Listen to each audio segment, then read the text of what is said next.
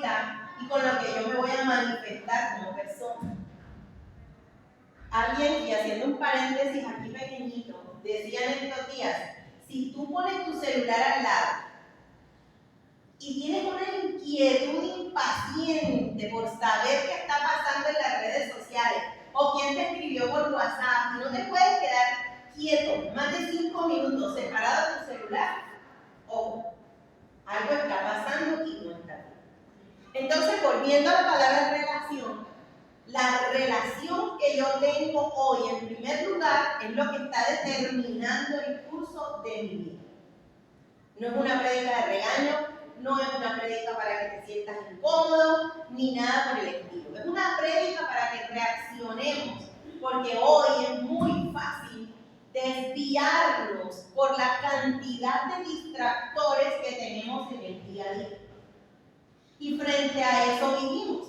Voy a colocar un ejemplo. Si nosotros todo el tiempo estamos pensando en el dinero, porque voy a pagar el agua, Afinia, la luz, aguas de Cartagena, no sé si se llama así, Veolia, todo el tiempo mi mente gira alrededor de eso, yo voy a empezar a desarrollar unos comportamientos relacionados con eso. ¿Sí? Y vuelvo y digo, me parece tonto lo que estoy diciendo, pero es que eso nos está revelando lo que hay en la esencia de nuestro corazón. ¿Y está mal pagar la luz? No. ¿Está mal pagar el agua? No. ¿Está mal pensar en la comida? No. Pero cuando eso es lo que está en la primera línea, la palabra muy famosa durante la pandemia, la primera línea de mi mente, yo voy a trabajar conforme a eso. Entonces voy a empezar a decir, necesito trabajar más, necesito producir más, lo que estoy ganando en el trabajo no me alcanza, y empiezo a estar ansioso y empiezo a estar desesperado. Yo lo viví. Esto no es un tema que me inventé, que se lo escuché al vecino, esto es una realidad que yo vivía en mi vida. Y resulta que a veces el Señor te estremece para que tú puedas girar y darte cuenta que hay cosas superiores a estas que te marcan. Los hijos a veces se vuelven una inquietud para nosotros. ¿Dónde estará? ¿A qué hora llega? ¿Será que comió? Y ya está casado con 4 hijos y por fuera de la casa y usted está, no voy a decir la palabra porque después me sacan de aquí, molestando porque ese hijo, ¿cómo le estará yendo? El bebé de 40. De pronto no son los hijos, el marido. ¿Será que llega hoy? ¿Será que tiene otra? ¿Será que está siendo infiel? ¿Será que? Y empezamos a llenar nuestra mente de aquellas cosas que nos roban la relación con Dios. Y después nos preguntamos por qué nos da cáncer. Después nos preguntamos por qué tenemos diabetes. Después nos preguntamos por qué sufrimos de enfermedades cardíacas. Después nos preguntamos por qué el matrimonio fracasó. Después nos preguntamos que por qué nuestros hijos se fueron. Porque empieza usted a hablar de eso que abunda en su corazón. Y la palabra dice, de la abundancia del corazón. Exactamente. Entonces, usted en 5 minutos sabe qué tiene la otra persona en el corazón. Escuchándola, 5 minutos. No necesita más. Relación, conexión, nexo, vínculo. Y eso es lo que Jesús nos está pidiendo, que entendamos de este texto tan corto, pero que es tan poderoso para poder hacer realidad lo que dice el título de tu iglesia. ¿Esto es una iglesia qué?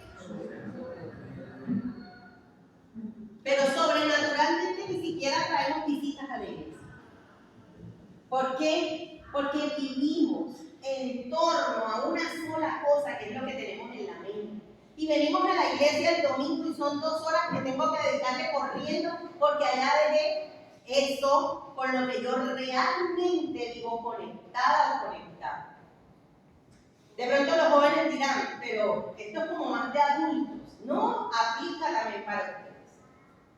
Ese que está pensando, ¿y será que esta chica me va a prestar atención? La novia, el novio, el celular, quiero un celular de alta gama, los zapatos que tengo no me son suficientes. Una conversación que muchas veces he sostenido con mis hijos. Es que yo quiero unos zapatos nuevos, ok. ¿Cuántos pies tienes? Perdóname. Pregúntese usted cuántos pies tiene. Dígame, ¿cuántos? Y entonces porque tenemos 15 pares de zapatos guardados en el closet que ni siquiera nos ponemos. Y cuando se vaya acercando la Navidad nos sentimos frustrados porque tenemos que estrenar. Y esto no es para ricos, esto aplica para todo el mundo. Piensen, mujeres, si tienen ropa en el closet que no se ponen hace más de un año. Piénsenlo. Y no porque se engordaron, sino porque no la necesitan, así de sencillo. Empiezas a desear y anhelar cosas que no necesitas. Y te empiezas a sentir frustrado. Y si tienes una casa A, entonces quieres una B. Y si tienes bicicleta, entonces quieres moto. Y si tienes moto, quieres carro. Y si tienes carro, entonces ya tienes lo suficiente, ahora quieres camioneta. Y los que tienen camioneta quieren avioneta y avión. Y así nos pasamos la vida desgastando nuestro ser con relaciones efímeras. Y dice la Biblia también que lo que verdaderamente se ve es invisible a los ojos. Y no solamente, yo pensaba que esta era una frase de Anthony Sainz-Pure, que escribió El Principito, que es mi libro favorito. Y El Principito decía eso, lo verdaderamente invisible, lo verdaderamente eterno es invisible a los ojos. Y resulta que eso está en el libro de Corintios. Y lo dice el Señor. Entonces, otra vez pregunto, ¿con qué tienes una relación que te mueve la vida, que te está manejando, que te está conectando? Y quiero citar una frase de un pastor inglés, John Wimber. Dice, la capacidad de escuchar lo que Dios dice, de ver lo que Dios hace y de moverse en lo sobrenatural depende de desarrollar la misma intimidad y la misma dependencia del Padre que tenía Jesús. Para yo poder vivir en lo sobrenatural, tengo que tener una vida de intimidad con Dios. Dice que la misma, porque si yo tengo que tener la misma estatura de Jesús, para yo poder procesar eso, yo tengo que tener una vida de intimidad con el Padre. Pero si el lugar que yo le he dado al Padre no es el primero, mi vida de relación no es con Él. Y si mi vida de relación no es con Él, he aquí los resultados. ¿Vamos bien? Sí. Preguntas, dudas, inquietudes. Voy a contar mi historia rápido. Cuando Mateo nace, a los 20 días nos vinimos para Cartagena. Yo dije, yo me quiero ir a pasar mi periodo de maternidad en Cartagena porque mi familia no me vio embarazada, porque quiero que conozcan a mi hijo. Tomamos un avión, Mauricio y yo nos vinimos. Nos bajamos del avión y apenas nos bajamos del avión, al día siguiente Mateo termina en la unidad de cuidados intensivos neonatal de la clínica Crecer con una bronquiolitis severa. Duró 5 días en la unidad y duró 4 días en hospitalización. Y uno podría decir, oye, pero Dios es malo, ¿no? Le dañó las vacaciones. No. Dios estaba trabajando en mí algo que yo no podía entender. Y era que yo había desplazado a Dios del primer lugar por Mateo. Porque resulta que es que el embarazo de Mateo fue una cosa muy fuerte y muy difícil. Duré 38 semanas embarazada e ingresé a la urgencia 40 veces. Por todo. Me pasó de todo. Hasta me operaron embarazada. Entonces el miedo que yo sentía de perder a mi hijo me había hecho desplazar mi relación y mi conexión con Dios. Y aunque yo oraba a Dios, yo iba a la iglesia y le suplicaba a Dios, Mauricio salía del culto, predicaba y salíamos corriendo para la urgencia. El lugar de Dios se fue desplazando, se fue desplazando, se fue desplazando. Y cuando llego aquí y entro a la UCI, recuerdo que bajé en 5 días 10 kilos. Yo me consumí. Pero el quinto día era domingo.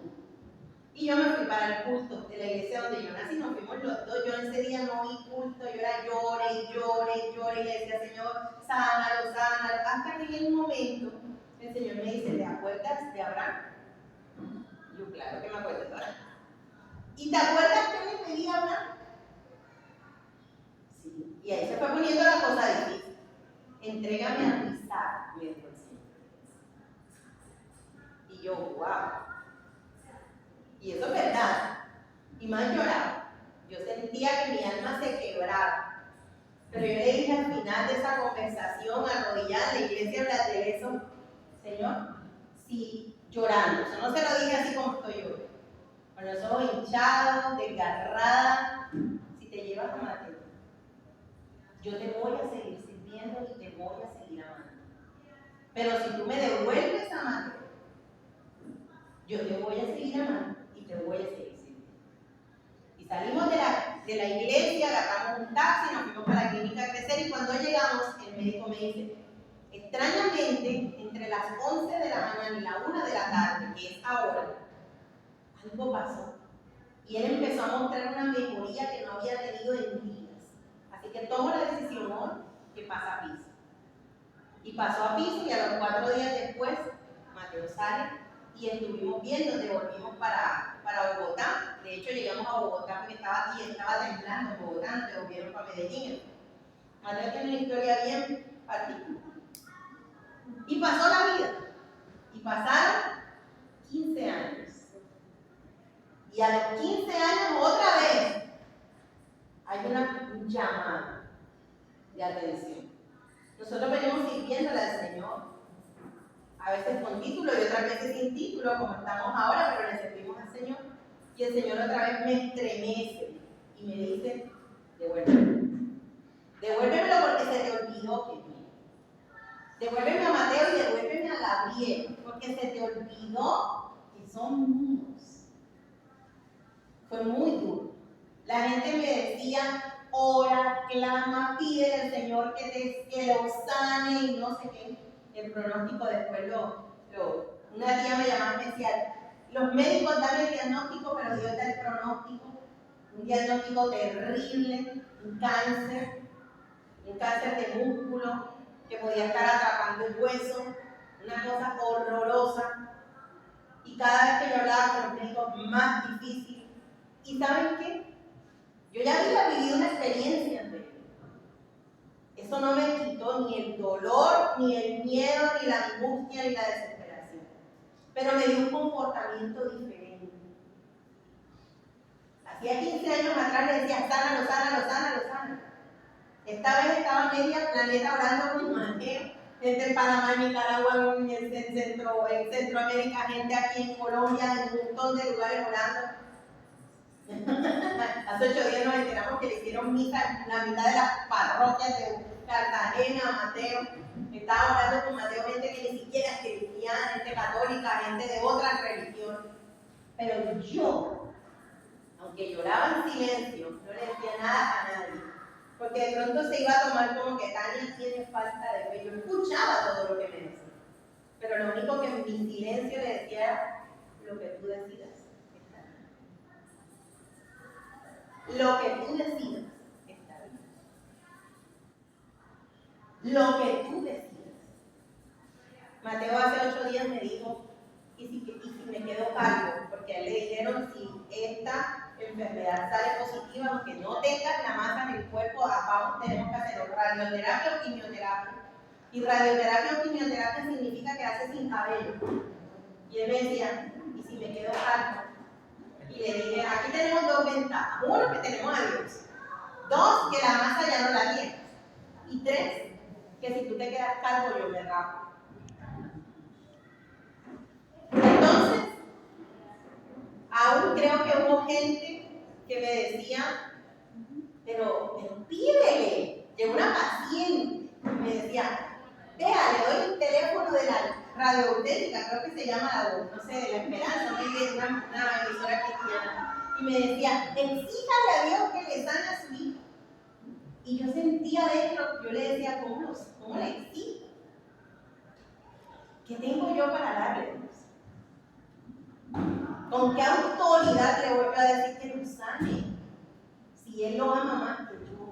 Aunque me estaba muriendo. Eso estaba muriendo. Para la gloria y honra de Dios, hace 3 días llegó la patología. Es un tumor benigno que ya está afuera. Le van a hacer otros estudios adicionales. Pero yo he comprendido en mi relación con Dios que esa relación no depende de nada más, sino de Él y yo.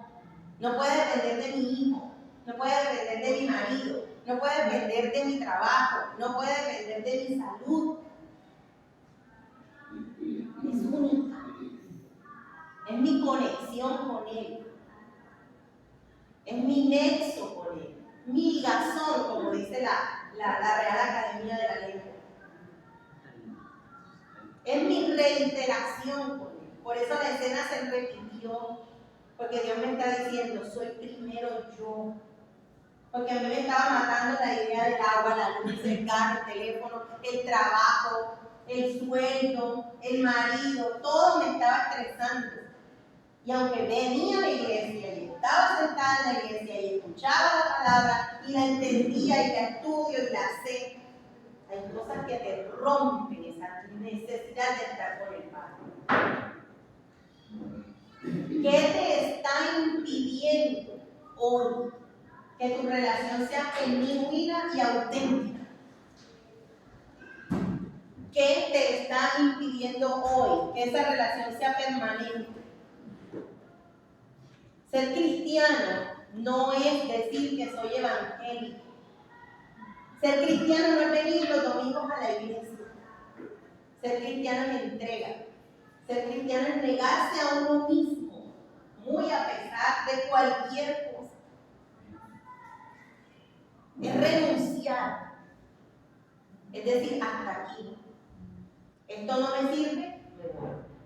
Yo tenía un buen trabajo en Bogotá, bueno, hace unos 5 o 6 años atrás, antes de tener lo que siguiente. Y ese trabajo me estaba desgastando. Yo salía de mi casa a las 5 de la mañana, llegaba a la oficina a las 5:30, salía de la oficina a las 8:30 de la noche y llegaba a mi casa y yo no veía a mis hijos, yo no veía a Mauricio. Yo veía a Mauricio una vez por semana, los domingos. Yo veía a mis hijos los domingos. De resto yo no veía a mi familia y vivíamos debajo del mismo techo. Y un día dije, renuncio. Y Dios fue tan bonito que me dio un trabajo igual, con mejor remuneración en casa. Porque ¿sabes qué? Cuando tú sueltas, Él te da.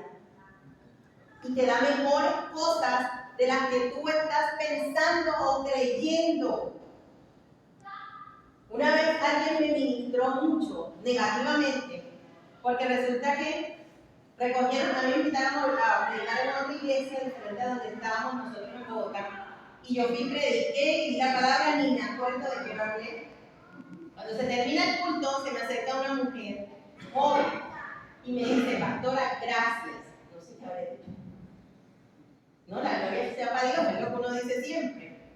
Y me dice, imagínense que yo estaba diciéndole a Dios que me prestara la plata del diezmo para comprarme unos zapatos en Opposit, que es una almacén de marca, porque había una promoción y la plata del diezmo correspondía al valor de los zapatos. ¿Saben por qué yo estaba negociando eso, pastora? Porque yo decía que Dios no conocía ni de marcas ni de buenas cosas. ¿Qué dije en la prédica? Créanme que no tengo la más remota idea.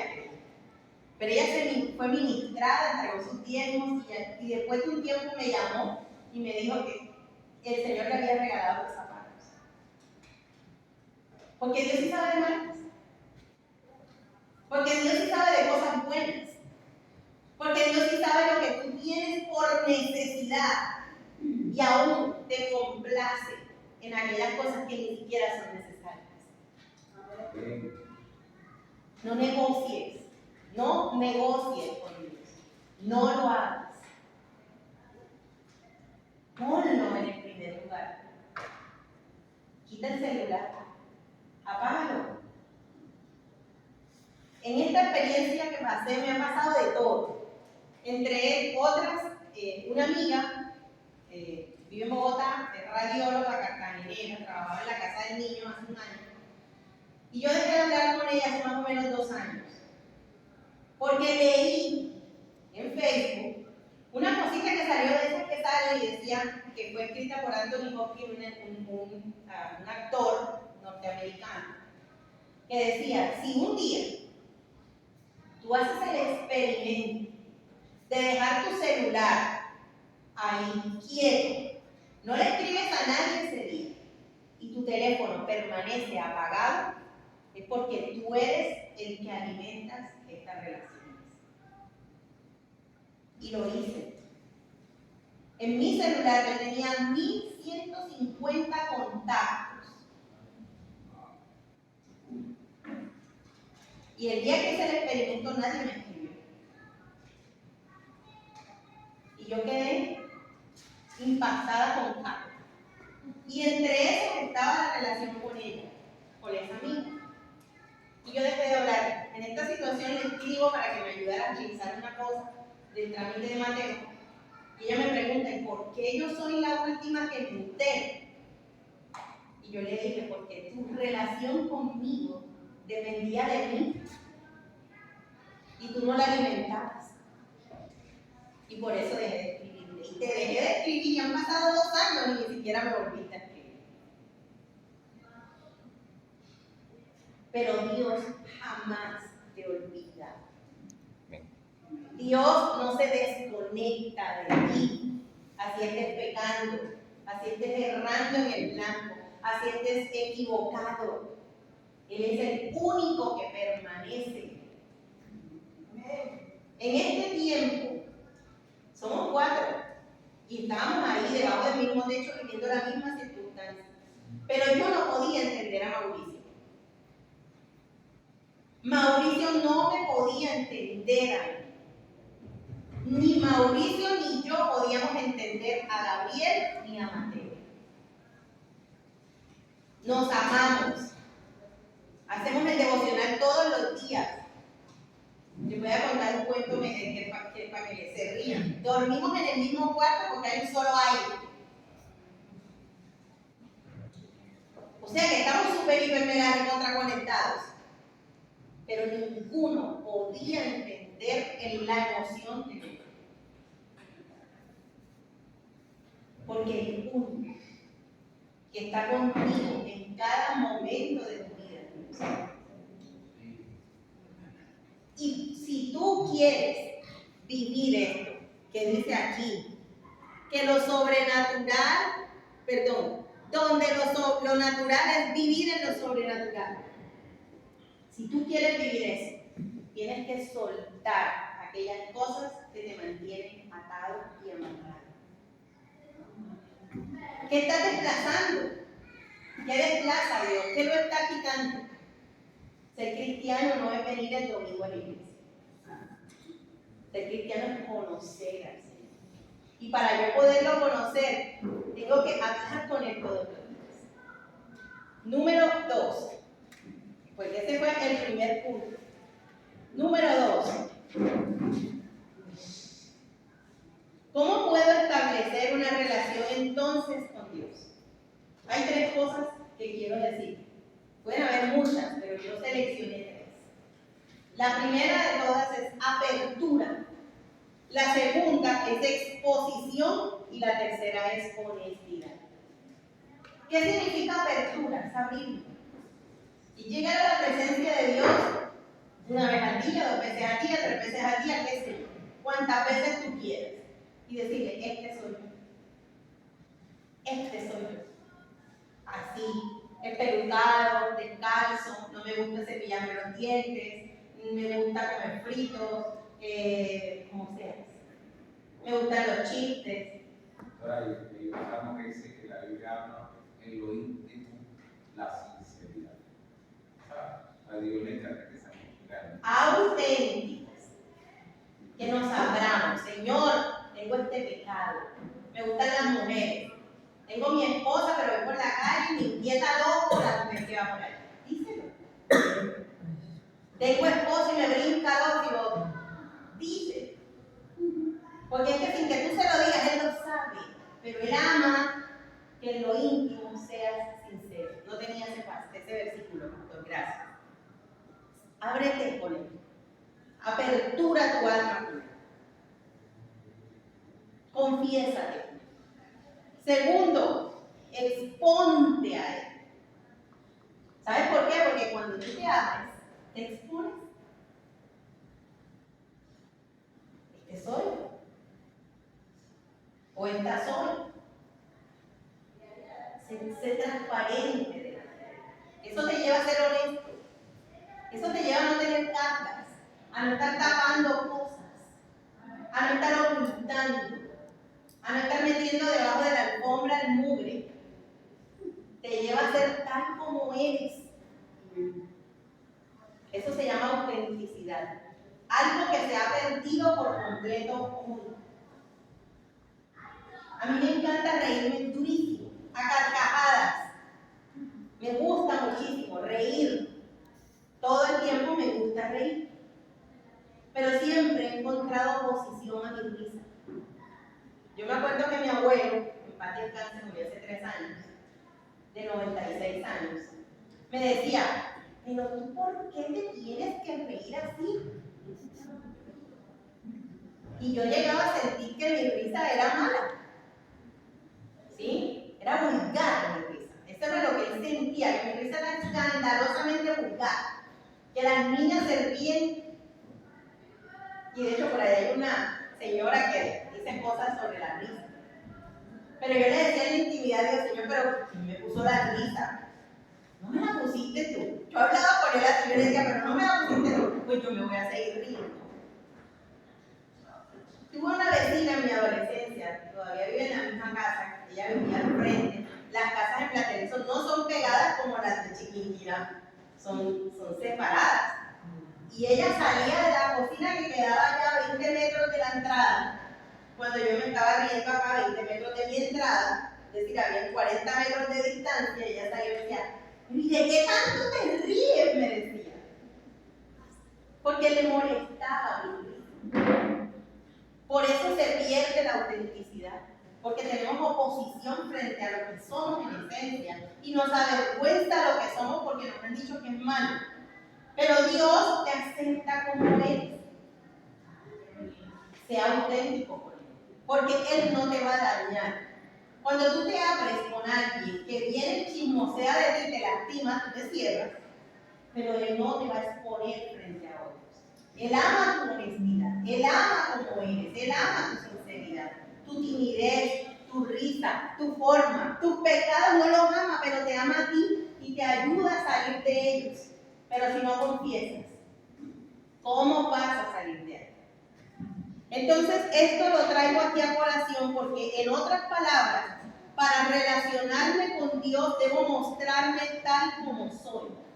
Toda relación tiene riesgos, aún la relación con Dios, y este es el tercer punto. Estoy construyendo una relación, yo tengo que ser honesto, transparente con la persona de Dios siempre. Y esto me va a llevar a que la relación con Dios va a entrar en oposición. Voy a tener oraciones que no son respondidas y voy a tener fracasos. Y para eso está el Salmo 35, que si tuviera tiempo lo desglosábamos, pero léalo en su casa. Léalo en su casa. Muestra a un David que tenía oraciones sin contestar. Muestra a un David que había sido fracasado. Muestra a un David que había querido ser destruido por muchas personas. Tenía oposición por todos lados. Pero jamás David dejó de estar cerca a Dios. Porque él decía que su relación con Dios no dependía de las circunstancias.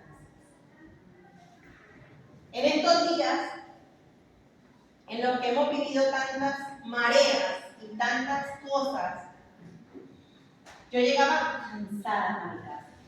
Mauricio se quedaba en la quinta y yo llegaba agotada mentalmente, físicamente. Y yo le sacaba unos minutos a Dios. Y yo le decía, Señor, hoy no tengo ganas de hablar. Lo único que te pido es que me sigas sosteniendo. Porque sola no puedo. Necesito que me siga sosteniendo el pie.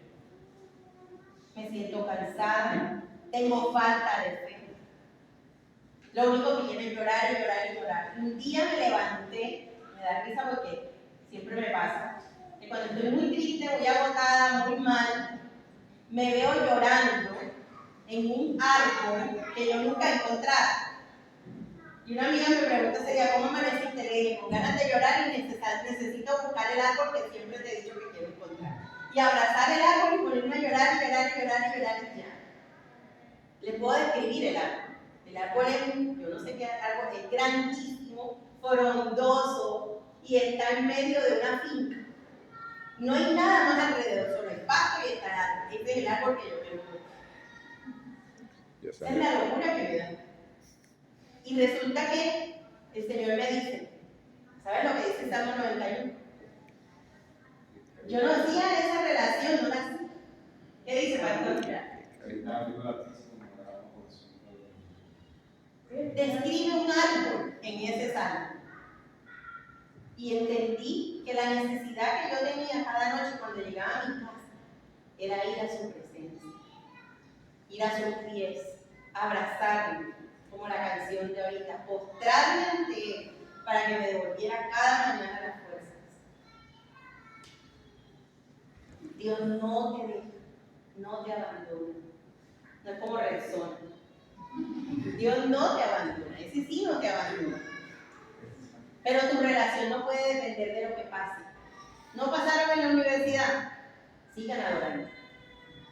No tuvieron un buen diagnóstico, sigan adorando. La bajaron de los tacones, sigan adorando. Me quitaron el útero, tengo que seguir adorando. A Mateo lo chuzaron, ustedes no se imaginan cuánto, tiene que seguir adorando. Gabriel se sintió abandonado, tiene que seguir adorando. No sé cómo está Mauricio, está en su estado de silencio, tiene que seguir adorando. Todos, porque nuestra relación no depende de las circunstancias. Ya para terminar, cuarto punto dice, cada prueba superada en una relación alimenta la relación y la hace crecer. Y coloqué como versículo Lucas 2:52 que dice, y Jesús siguió creciendo en sabiduría, en estatura y en gracia para con Dios y con los hombres. Jesús es un Jesús de crecimiento y de avance. Él no se estanca. Tú pierdes, pero sigues avanzando. Porque las cosas que el Señor te quita, no las necesitas. Recuerda siempre, ¿cuántos pies tienes? 2. No necesitas 7 pares de zapatos. Las cosas que Dios te quita, no las necesitas. Las cosas que Dios aparta de tu vida, no las necesitas. Lo que Dios te hace perder es ganancia, pero jamás la relación con Dios se estanca. Así que procura que tu relación se enriquezca con sabiduría, crezca en magnitud y se llene de su gracia. Toda relación crece cuando nos mantenemos en conexión a pesar de lo difícil de la prueba o la dificultad. La crisis, la adversidad en medio de una relación nos hacen crecer. Parecernos al otro, que es uno de los resultados y de las consecuencias de relacionarnos con eso.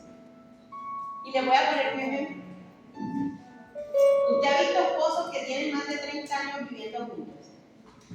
Se parecen, ¿verdad? Hasta físicamente los esposos empiezan a parecerse. Usted se parece a sus cosas. Tan es así que yo miro la blusa y digo, esa tiene cara de fulano. Esta blusa se parece a ti. Esta se parece a ti. Porque uno se parece a sus cosas. El perrito de tu casa se parece a ti. O el gato. Porque lo que tú tocas, lo que tú manoseas, con lo que tienes contacto y conexión, se parece a ti. Por eso, entre más relación tienes con Jesús, más te pareces a Él. Más te pareces a Él.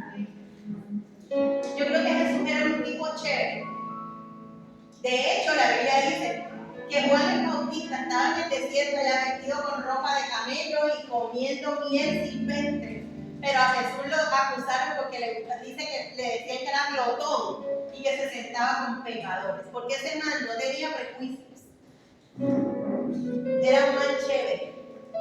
Él no venía y decía, no, con esta no porque este ramera, con este no porque este cobra impuestos, con este no. Es que no hace excepción de que... No hacía ni hace acepción de personas. Hablaba con todo el mundo. Sabía cómo pensaba la gente. Se sentaba con los saduceos, con los fariseos y con los pecadores. Y todo el que andaba con él se parecía a él. Pero esto tiene un pequeño detalle que quiero dejar claro también. En otras palabras, permanecer en Dios, permanecer en Jesús, nos hace parecernos a Dios y a Jesús. Y si nos parecemos a Jesús, entonces las cosas que Él hacía, las vamos a hacer. Si Él vivió en lo sobrenatural, yo voy a vivir en lo sobrenatural.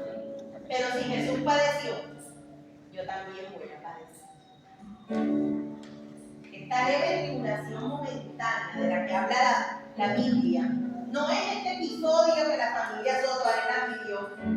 Este no va a ser ni el primero ni el último, se lo digo. Vamos a seguir viviendo. Porque la breve tribulación momentánea de la que habla la Biblia es la vida misma. Vamos a ir de prueba en prueba, porque Jesús padeció. Y si yo me parezco a Él, yo también voy a padecer. Yo no solamente voy a vivir las bondades que vivió Jesús, yo también tengo que padecer como Él padeció, porque yo me parezco a Jesús. Y por eso quiero terminar la prédica leyendo Juan 14:12. De cierto les digo, el que cree en mí hará también las obras que yo hago, y aún mayores obras hará, porque yo voy al Padre. La pregunta hoy, aquí sobre la mesa, es: ¿estás dispuesto a parecerte a Jesús? Cuando en el libro de Efesios capítulo 4, versículo 13 dice: hasta que todos lleguemos a la unidad de la fe y del conocimiento del Hijo de Dios, a un varón perfecto, a la medida de la estatura de la plenitud de Cristo. Nos parecemos a Jesús en su gloria, pero también es necesario parecernos a Él en sus padecimientos. La noticia no es chévere. Ser cristiano implica dolor y sufrimiento. Pero ser cristiano trae la mayor de las satisfacciones. Porque Jesús dice que obedeció a lo sumo, ¿verdad? Y obedeció tanto que obedeció hasta llegar a la muerte. Y no cualquier muerte. Pero luego resucitó y hoy es reconocido como un sumo sacerdote. Y toda rodilla se dobla sobre la tierra cuando se habla de Jesús. Ese es el recorrido que tú y yo también tenemos que vivir. Por eso vuelvo y repito la pregunta: ¿estás dispuesto o estás dispuesta a parecerte a Jesús? No me contesten. Contéstense allá en lo más íntimo de su corazón. Pero lo único que les puedo decir es lo que dice el libro de Romanos. En el capítulo 8, versículo 18 dice: tengo por cierto que las aflicciones del tiempo presente no se comparan con la gloria venidera que en nosotros ha de manifestarse. Así que ponte sobre tus pies.